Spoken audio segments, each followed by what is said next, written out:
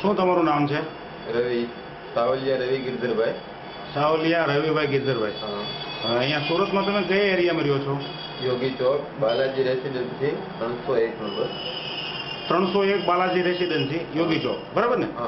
હવે સાંભળ્યું છે તમને કંઈક પ્રોબ્લેમ હતો, તો તમને રવિભાઈ શાનો પ્રોબ્લેમ હતો એની પહેલા વાત કરો.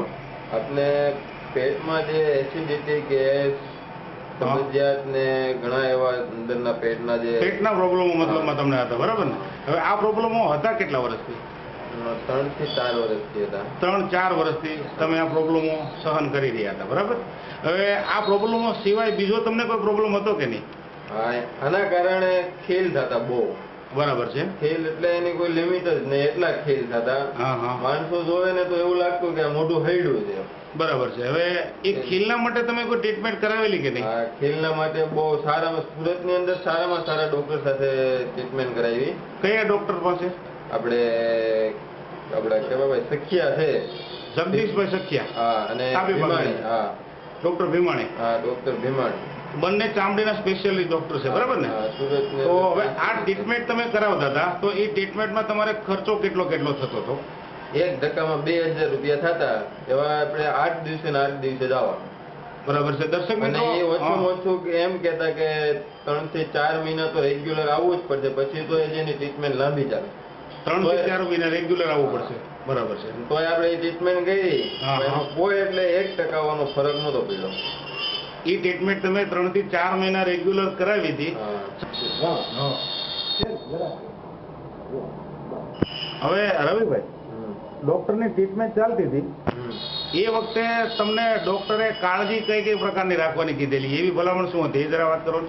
એમાં આપણે જો બહાર જઈએ તો મોઢે રૂમાલ બાંધવાનો, પડકે નહીં રખડવાનું, બરાબર, ને ચીકાશવાળું મોઢું તો બિલકુલ નહીં થવા દેવાનું. મોઢું ધોવાનું વારંવાર, એવું કહેતા હતા ને? ધોવાનું વારંવાર, બરાબર, દિવસમાં 3 થી 4 વાર. આ ટ્રીટમેન્ટ તમે 4 મહિના સુધી કરાવેલી છે, બરાબર ને? 4 મહિના સુધી. દર્શક મિત્રો, એનો ચહેરો પણ આપણે જોઈએ કે ભાઈ આગળ જે ટ્રીટમેન્ટ કરાવેલી છે એના ફોટોગ્રાફ આપણે લીધેલા છે.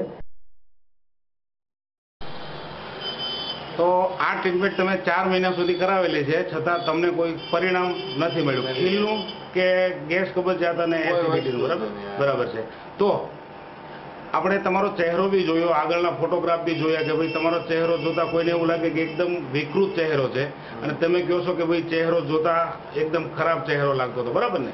તો ત્યાર પછી હાલમાં તમને જે પરિણામ મળ્યું છે રવિભાઈ, એ પરિણામ મળવાની પાછળનું કારણ શું છે? કેવી રીતે પરિણામ મળ્યું છે? આપણે આ ડબ્બો મળ્યો છે, આપણે નેચરલ મોર. આ નેચરલ મોર, બરાબર છે? આ ડબ્બાથી બધી રિકવરી આ ડબ્બાથી. હવે આ નેચરલ મોરના રવિભાઈ તમે કેટલા ડબ્બા લીધા છે? 3 ડબ્બા, 3 થી 4 ડબ્બા. અને તમને પરિણામ કેટલા સમય પછી મળ્યું હતું નેચરલ મોર લેવા પછી? 15 દિવસમાં એની રિકવરી ચાલુ થઈ ગઈ હતી બધી. તો તમને પેટનો પ્રોબ્લેમ હતો, એ પ્રોબ્લેમ 15 દિવસમાં સોલ્વ થઈ ગયો હતો, બરાબર ને? પેટનો પ્રોબ્લેમ તો સોલ્વ થઈ જ ગયેલો તરત જ. આપણે લીધા પછી 5 દિવસની અંદરમાં બધું જે કબજિયાત ને એસિડિટી ને બધું થતું હોય બધું કમ્પ્લીટ સાફ થઈ ગયું હતું તમારું. અને ખેલ પણ એનાથી મીંડા ઓછા થવા. 15 દિવસમાં તો 50% ઓછા થઈ ગયા હતા. 15 દિવસમાં 50%. દર્શક મિત્રો, અત્યારે આપણે નજીકથી રવિભાઈનો ફોટોગ્રાફ લઈએ છીએ, અત્યારે એના ચહેરા ઉપર બિલકુલ ખીલ નામથી પણ દેખાતા નથી. અને આગળના ફોટોગ્રાફ આપણે જોઈએ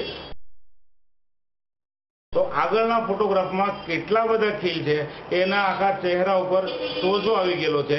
એટલી બધી ટ્રીટમેન્ટ ડોક્ટરો દ્વારા થયેલી છે, બરાબર છે?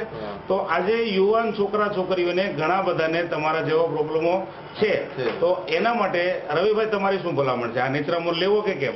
લેવાય, 100% લેવાય. તમારો વિશ્વાસ બોલે છે? તો તમે જે ઇન્ટરવ્યુ આપ્યું છે તે બદલ તમારો ધન્યવાદ.